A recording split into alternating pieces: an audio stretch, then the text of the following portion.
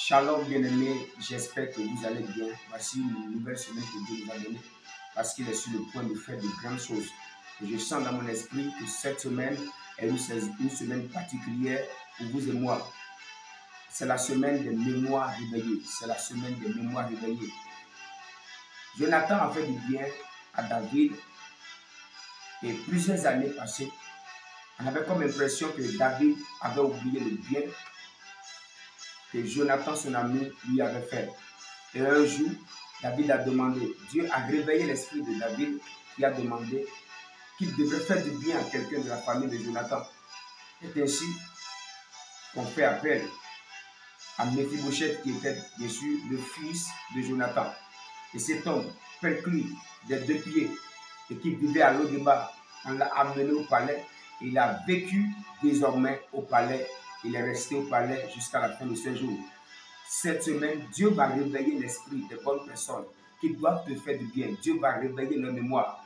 Et ces personnes se souviendront de toi. Ces personnes, tes bienfaits d'hier, cette semaine, tes bienfaits te seront payés. Tes bienfaits te seront payés.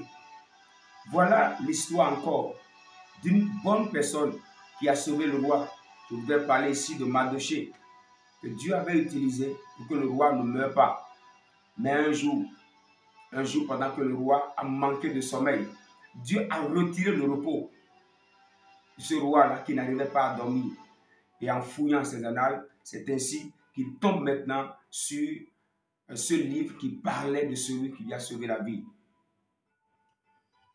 Et Mardochée a été honoré. Je te garantis, cette semaine, tes bienfaits d'hier qui n'ont pas été reconnus, qui n'ont pas été payés au nom de Jésus, tes bienfaits seront payés. Joseph a interprété le songe de l'échanson.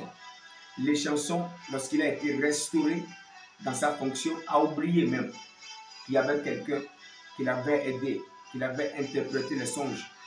Et Dieu a créé un autre problème en Égypte et la solution ne se trouvait qu'avec Joseph. C'est ainsi que Dieu a réveillé aussi la mémoire de l'échanson, qui dit au roi qu'il y a quelqu'un, un prisonnier qui est en mesure d'apporter la solution au roi. Et Joseph a été tiré de la prison.